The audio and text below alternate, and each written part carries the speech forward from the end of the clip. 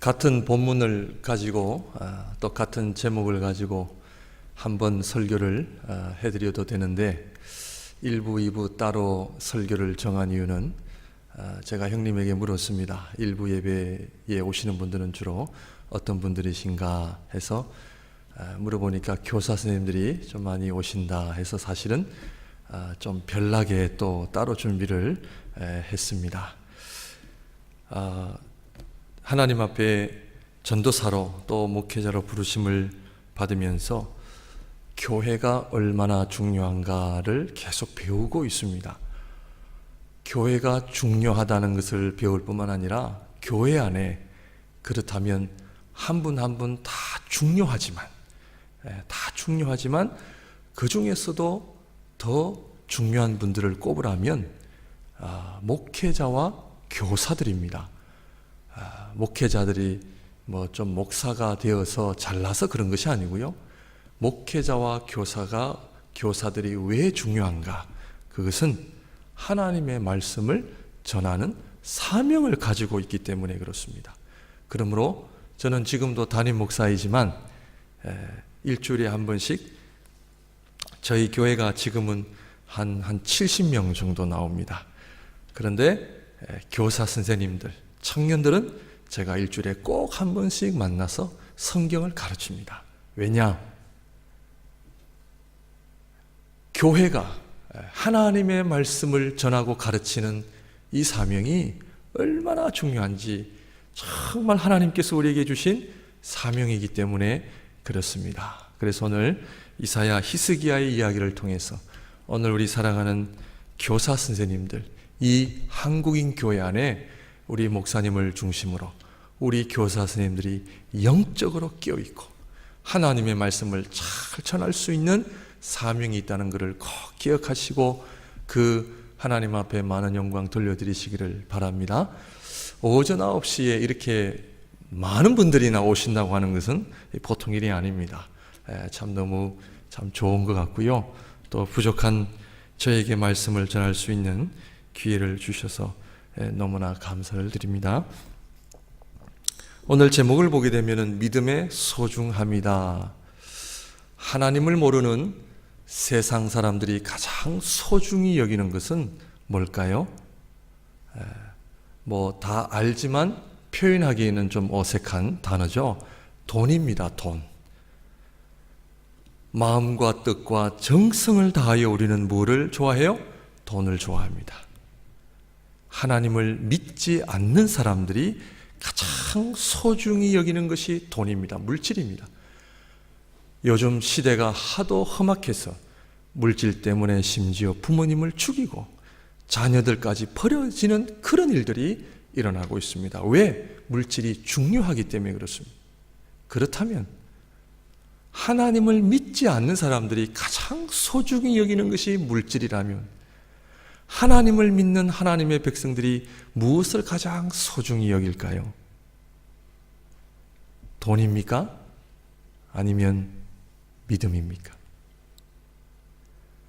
우리가 주일을 맞이하여 예배를 드린다고 하는 것은 내가 가장 소중히 여기는 것이 무엇인지를 점검하는 시간입니다. 좀 불편하죠? 불편합니다. 그런데 전혀 불편함 없이 예배 드리시는 분들도 계십니다. 그러나 진정한 신앙인은 좀 불편함을 느껴야 됩니다. 왜? 솔직히 하나님보다 물질을 더 좋아하거든요. 하나님보다 내 자신을 더 좋아하거든요.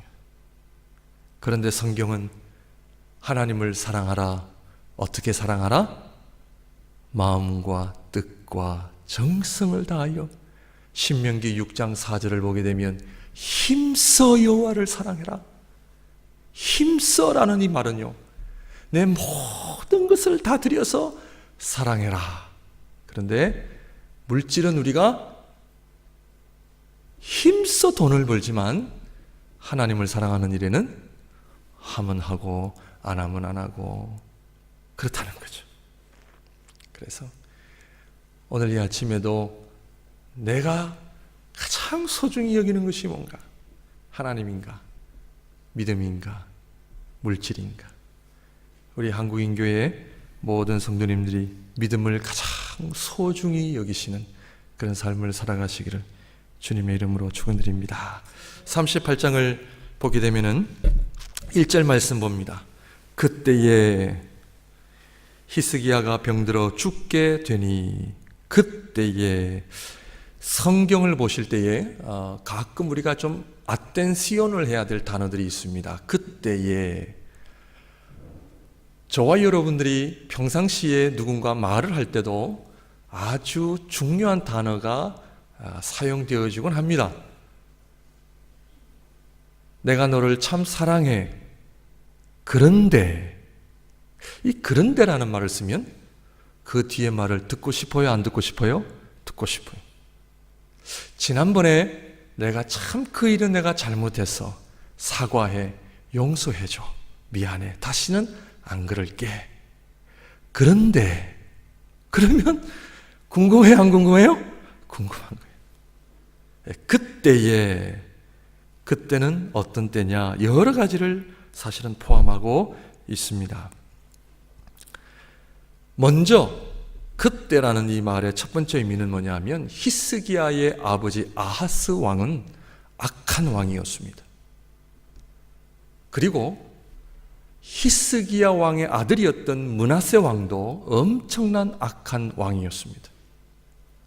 아버지가 악한 왕이었고 아들이 악한 왕이었고, 히스기야는 중간에 유일하게 하나님 앞에 의로운 왕이었습니다.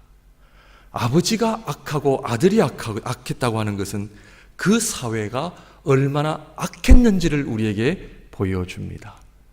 이것은 무엇을 의미합니까? 신앙생활은 외로운 것입니다.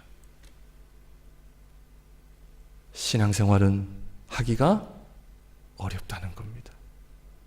다 믿음 생활 잘하고, 다 하나님을 소중히 여기고, 다 믿음을 소중히 여기면 좋은데, 세상은 그렇지 않습니다.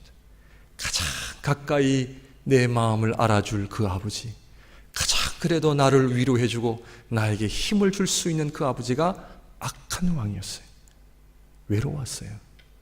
히스기야 왕은 외로운 사람이었습니다. 성경은 우리에게 신앙생활은 외롭다 하는 것을 우리에게 보여주고 있습니다. 기독교 교육은 우리 사랑하는 자녀들에게 외로움을 가르쳐 주는 것이 기독교 교육입니다. 왜? 진리 때문에, 말씀 때문에, 믿음 때문에. 비록 외롭다 할지라도, 왕따를 당한다 할지라도 하나님의 말씀, 하나님의 진리의 말씀, 심지어 우리 부모님이 교회 가는 것을 반대하고 그렇게 구박을 해도, 남들은 알아주지 않는다 할지라도 하나님의 말씀, 믿음 때문에 외로움을 극복하고 달려가는 것이 신앙생활이다 하는 것을 가르쳐주는 것이 기독교 교육이요 믿음입니다. 왕따가 뭡니까? 요즘 아이들이 왕따 당하는 것을 두려워합니다. 왕따를 당하면 자살을 합니다. 그것은 아이들만 그런 것이 아니고요, 우리 어른들도 마찬가지입니다. 왕따. 근데 저는 이 왕따를, 왕은 따로 논다, 얼마나 좋아요. 왕은 따로 논다. 자기가 너무 잘나가지고 따로 논다, 그런 개념이 아니고, 우리 아이들에게, 자녀들에게 진정한 믿음의 삶을 살아가는 사람은 외롭다 하는 것을 가르쳐 줄 수 있는 그런 교사와 하나님의 일꾼들이 있어야 합니다. 어디를 가도 박수갈채를 받고, 어디를 가더라도 인정을 해주고 받는 그런 것은 물론 그럴 수도 있습니다. 그러나 진정한 믿음은 외로울 수 있고요, 왕따 당할 수도 있고요, 그 가는 길이 홀로 갈 수 있다는 것을 알고 가르쳐주며, 그런다 할지라도 살아계신 하나님은 여전히 나를 보고 계시고 나와 함께 하시고 나의 믿음을 칭찬하시고 나의 기도를 들으시고 나를 통해 하나님의 놀라운 일들을 행하실 것을 가르쳐주고 위로해주고 힘을 북돋아줄 수 있는 큰 역할이 바로 우리 사랑하는 교사 선생님들의 역할입니다. 여러분들도 외롭지 않습니까? 외로움을 겪어본 사람이 외로움을 가르쳐 줄 수 있거든요. 나는 전혀 그런 삶을 살아보지 못했는데 어떻게 가르쳐 줄 수 있습니까? 그러므로 하나님의 사람들은 사실은 외로움의 사람들입니다. 말씀 때문에, 믿음 때문에. 왜냐? 조금 전에 말씀을 드린 것처럼 많은 사람들이 물질 때문에 살아가거든요. 제가 살고 있는 밴쿠버도요, 물질이 얼마나 갈수록 파워풀한지 모릅니다. muy poderoso. 모든 것을 돈으로 결정하고 돈으로 판단하고 돈으로 다 가치관을 결정하는 시대 속에서 돈이 최고가 아닙니다. 믿음이 최고요, 가장 소중합니다라고 외치고 살아가는 삶이요, 외로운 거거든요. 그것이 교회의 사명이요, 하나님의 백성들의 사명인 줄로 믿습니다. 그때에 라고 하는 이 또 다른 표현 속에는 참 힘든 시절이었습니다. 왜냐하면 아수르라고 하는 거대한 나라가 그 조그만한 유다 나라를 잡아먹으려고 이제는 그 유다라는 나라가 풍전등화에 놓여져 있는 상황이었습니다. 요즘으로 말하면 미국, 중국, 러시아까지 합한 정도의 큰 나라가 요 대한민국이라고 하는 조그마한 나라를 전쟁을 하겠다라고 하는 그때에 산헤립 왕의 신하 랍사게가 예루살렘 성 앞에서 히스기야 왕과 모든 백성들을 조롱합니다. 빨리 항복해라. 왜냐하면 예루살렘 성은 언덕 위에 세워져 있어서, 저는 가보지는 않았습니다. 그러나 이 정보에 근거하면 언덕에 놓여져 있어서 물과 음식이 끊겨지지 않는 이상 3개월 이상을 버틸 수 있는 아주 요새지라 아주 중요한 그런 공략하기가 쉽지 않은 그런 위치에 있다고 이야기합니다. 그래서 랍사게가 항복해라. 지금 온 세계를 정복하고 이제 유일하게 남은 너희 유다라는 나라, 싸우지 마라. 포기하고 항복해라. 우리 아수르 왕에게 두 손 들고 항복하면 너희들에게 먹을 것과 평안을 주겠다. 너희가 믿는 여호와 하나님 의지하지 말라. 히스기야 왕의 말도 듣지 말고 이사야 선지자가 이야기하는 하나님의 말씀을 듣지도 말고 항복해라. 여러분 같으면 어떻게 하시겠습니까? 항복하시겠습니까? 하지 않으시겠습니까? 이미 북이스라엘은 20년 전에 이 아수르라는 나라로부터 이미 멸망을 당한 지가 한 20년 정도 지난 때였습니다. 북이스라엘도 다 무너지고 이제는 그 아수르의 왕과 군대가 그 코앞에 놓여 이제는 살아날 길이 없는 거예요. 참 성경을 보면은 우리가 살고 있는 현실하고 좀 비슷하지 않습니까? 믿음으로 살고 말씀으로 산다는 것이 오늘 이 세상에 얼마나 어리석게 보이고 얼마나 힘이 없어 보이는지 모르거든요. 그래서 히스기야가 14절, 우리 37장 14절을 우리 한번 봅니다. 37장 14절을 보시게 되면은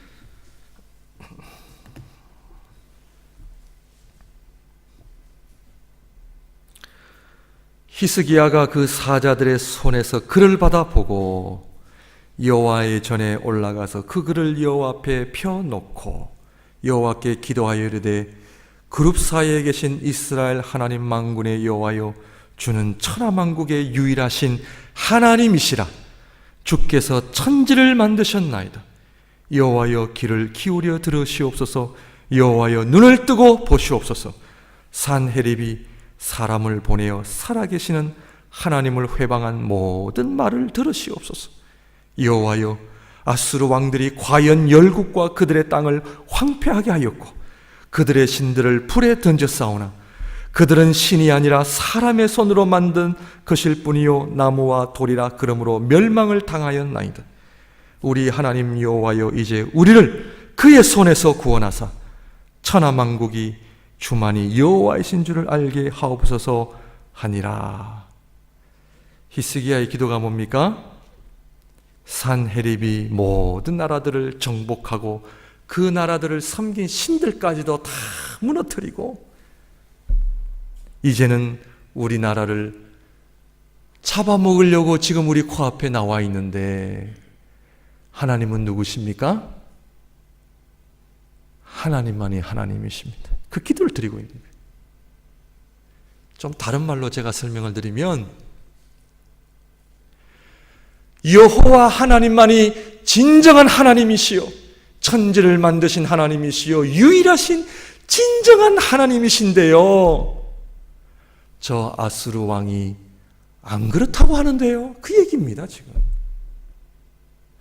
우리가 지금까지 여호와 하나님을 섬기고 유일하신 하나님이실 믿고 지금까지 살아왔는데 저 세상 사람들은 아니라 그러는데요. 어떻게 하면 좋습니까?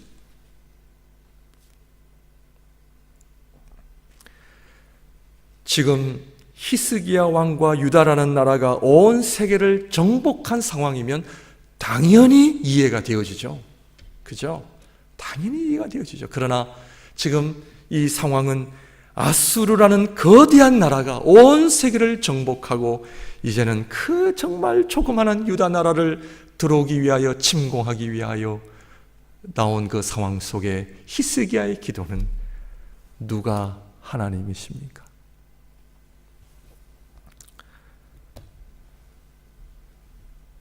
그때에 38장 1절을 보게 되면은 그때에 히스기야가 병들어 죽게 되니 산헤립이라는 왕은 온 세계를 정복하고 하나님을 믿지 않고 말씀과 전혀 상관이 없는 사람들은 이 세상에서 큰 소리치며 힘자랑하며 누릴 것 다 누리면서 살아가는데 하나님을 열심히 믿었던 의로운 왕이었던 히스기야는 어떻게 되었습니까? 병들어 죽게 되니 믿고 싶겠어요? 안 믿고 싶겠어요? 안 믿고 싶은 거죠. 한국인 교회 주일 1부, 2부 예배를 1년에 하루도 빠짐없이 예배를 드리면 하나님께서 100만 불 주리라 하면은 여기 안 나오실 분 계시겠어요? 저라도 옵니다. 저기 밴쿠버에서. 그런데 열심히 신앙생활했더니 얻은 것은 병이요. 내가 물질을 손해보고 하나님을 믿었더니 찾아온 것은 욕이요, 조롱이요, 외로움이요, 왕따요. 그러나 성경은 무엇을 이야기합니까? 세상을 호령했던 산헤립 왕은 37장 마지막에 죽습니다. 누구의 손에 의해 죽어요? 자기가 섬기는 신전에 들어가 자기가 섬긴 신에게 예배를 드리는 가운데 자기 아들들에 의해서 칼로 찔림을 당하고 죽습니다. 그런데 하나님의 사람 히스기야는 병들어 죽게 되었지만 오늘 본문을 잘 아시잖아요. 어떻게 됐나요? 그가 하나님 앞에 기도하게 되니 여호와께서 그를 살려주신 거예요. 오늘 이 38장의 메시지는 세상을 호령하고 온 세계를 정복할 것 같은 산헤립은 결국에는 죽임을 당하고 하나님 믿는다고 말씀대로 산다고 빌빌거리던 사람들은 결국에는 살아나게 되고 여호와로 말미암아 구원을 얻게 된다 하는 것이 오늘 이 본문의 말씀입니다. 그렇다면 오늘 우리 하나님의 말씀을 전하는 귀한 사명을 가진 우리 하나님의 백성들이, 교사 선생님들이 무엇을 가르쳐야 되는가? 오늘 말씀을 보게 되면은 병들어 죽게 되니. 아모스의 선지자 이사야가 나아가 그에게 이르시되 여호와께서 이같이 말씀하시기를 너는 내 집에 유언하라 내가 죽고 살지 못하리라 하셨나이다 하니. 삶을 정리하세요. 그리고 하나님께서 그 히스기야의 병을 고쳐주시면서 그래 내가 너의 병을 고쳐주마 하고 끝나시면 좋은데 하나님께서 또 한 말씀 더 하세요. 15년 밖에 더 못 산다는 거예요. 이것은 어떤 의미냐? 인간은 한계를 가진 존재임을 알아야 된다는 것입니다. 우리 사랑하는 성도님들, 교사 선생님들, 우리 아이들에게 우리 인간은 시한부 인생이라는 것을 가르쳐야 합니다. 시편 90편을 보게 되면 하나님께서 우리에게 우리가 살 날을 계수할 수 있는 지혜를 달라고 기도합니다. 몇 년 살 수 있느냐? 몇 년 살 수 있어요? 여기 앉아 계신 분들이 앞으로 한 100년 더 사실 수 있으세요?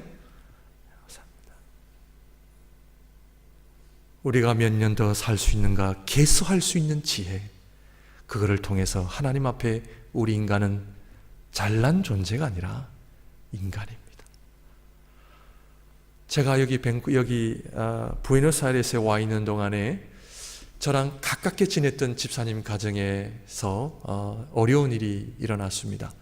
저희 교회를 다니는 분은 아닙니다.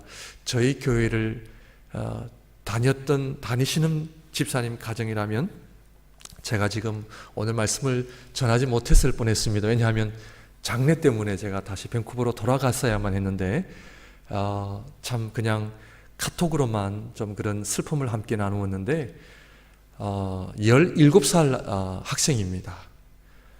어려서부터 좀 병이 있어서 계속 약을 먹고 그것 때문에 한국에서 살지 못하고 밴쿠버로, 그 어머니가 아이 때문에 할 수 없이 밴쿠버에 와서 살 수밖에 없는 그런 상황이었는데 저도 너무 잘 알고 너무 참 이렇게 겉으로 보기에는 건강한 아이였어요. 그 다음 날 자기 생일이었어요. 생일날 친구들을 불러다가 파티를 하려고 막 그 준비하려고 자기 방에 올라갔는데 쓰러진 거예요. 심장마비가 온 거예요. 올라가서 자기 방에서 쓰러졌는데 부모님이 당연히 모르죠. 결국 30분 뒤에 가보니까 그 심장마비로 와서 결국 뇌사가 결국 작동을 안 해. 그 30분 사이에 아이가 죽었습니다. 그래서 며칠 만에 장기 기증을 다 하고 장례식까지 치렀는데 저희 아내가 어제 도착을 했습니다. 밴쿠버에 도착을 하고 도착하자마자 그 집사님 가정을 신방 가겠다고 저한테 연락이 왔습니다. 17살짜리 아이가 그렇게 세상을 떠나는 모습을 보면서 우리 인간은 시한부 인생입니다. 우리가 잘나서 사는 것이 아닙니다.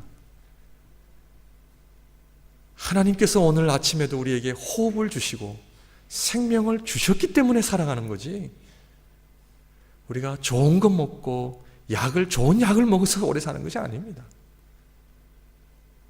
우리 자녀들에게 인간의 그 한계, 인간의 그 무지함, 하나님 없는 인생이 얼마나 불행한 인생이며 세상에 많은 물질과 명예로 인하여 성공할 것 같고 영원히 큰 소리치며 살 것 같지만 오늘 성경의 37장 마지막 부분에 산헤립 왕처럼 결국 죽을 수밖에 없는 그 인간의 허무함을 이야기하는 것이죠. 정신 차려야 됨을 이야기해야 되는 거죠. 네 인생에 하나님이 없는 인생, 말씀이 없는 인생이 얼마나 불행한 인생인 것을 가르쳐주는 거죠. 우리 인간은 내가 얼마나 부족하고 얼마나 내가 한계가 있는지를 아는 사람일 때 우리는 비로소 하나님 앞에 기도하기 시작합니다. 복 달라고 기도하는 것도 좋고요. 그것이 나쁘다 좋다 그것을 제가 말씀드리러 온 것은 아니고요. 복 달라고 기도하세요. 그러나 진정한 기도의 의미는 내가 하나님 앞에 아무것도 할 수 없음을 아는 자는요, 기도를 하는 사람입니다. 벽을 향하여 기도했다고 하는 것은 내 모든 한계를 드러내는 것이거든. 그때 하나님 앞에 우리는 진정한 눈물을 흘리게 되어 있습니다. 하나님을 사랑하는 자는 눈물이 많은 사람이고요, 기도하는 사람은 눈물이 많은 사람입니다. 우리 자녀들에게 눈물을 가르치시는 우리 교사 선생님들이 되시기를 바랍니다. 세상은 눈물이 없는 사람을 승리자라고 이야기합니다. 그러나 성경은, 믿음은 눈물이 있는 자가 승리자입니다. 하나님 앞에 진정 눈물을 쏟을 수 있는 사람. 왜냐? 하나님은 그 눈물을 특별히 보시기 때문에. 오늘 이 38장의 본문은 그 이야기입니다. 세상을 호령했던 산헤립은 눈물, 기도 이런 거 없거든요. 그러나 하나님의 사람은 병들어 죽게 되는 빌빌한 모습이지만 거기에는 기도가 있고 눈물이 있고 거기에는 엎드림이 있고 무릎꿇음이 있고, 그럴 때에 누가? 하나님이 그를 살리시고 그를 회복시키시고 치유시키시고 하나님의 영광을 위하여 사용하게 하시고 하나님의 손에 장중에 붙드시고, 그것이 바로 유일한 하나님 나라의 승리자임을 이야기하는 너무나 아름다운 장입니다. 히스기야 왕은 우리에게 그 모습을 보여주고 있는 것이죠. 그러므로 기독교 교육의 중심은 기도입니다. 어쨌든 참 우리 한국 교회가요, 참 기도를 많이 하는 민족인데 그 기도의 방향이 잘못된 방향으로 가는 것은 안타까운 일입니다.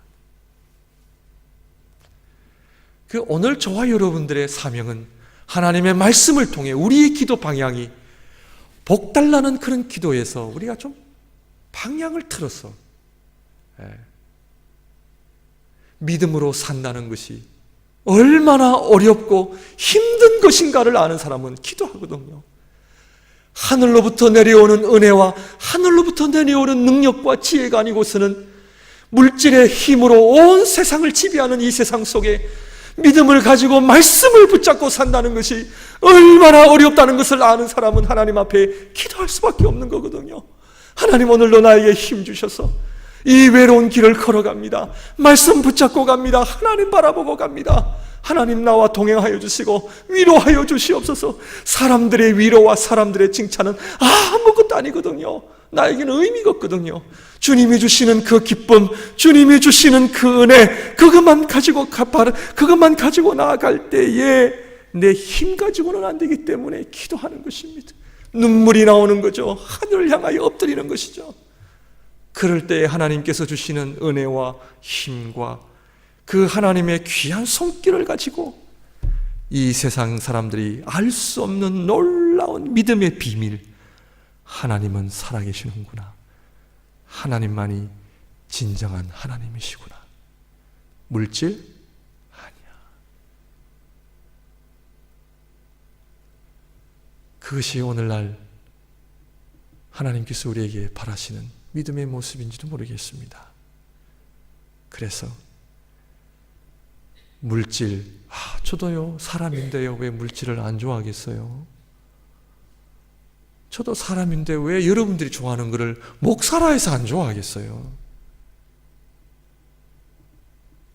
내 자신을 주께 복종시키는 이유가 바로 믿음 때문이거든요.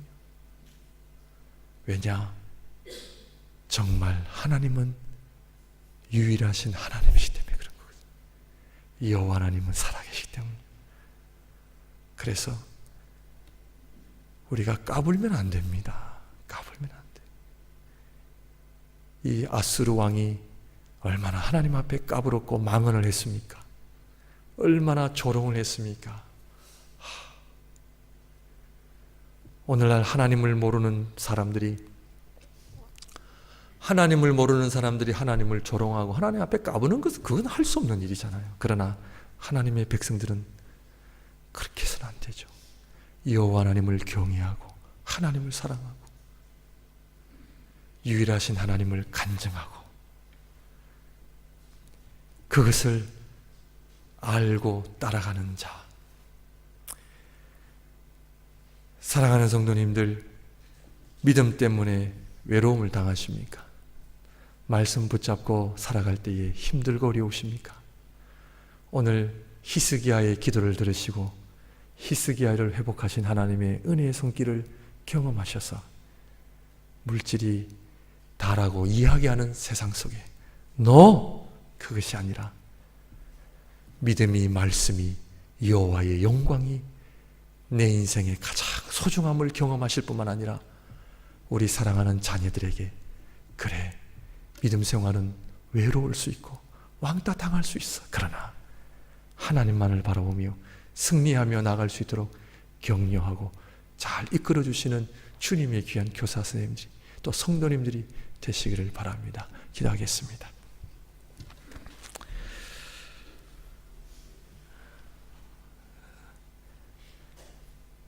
사랑의 주님, 저희들은 참 부족하고 연약합니다. 하나님의 은혜가 아니고서는 믿음으로 살 수 없는 자들입니다. 은혜 더하여 주셔서 말씀 붙잡고 믿음으로 승리하며 살아가는 주님의 귀한 성도님들, 교사들이 되게 하여 주옵소서. 예수님 이름으로 기도드립니다. 아멘.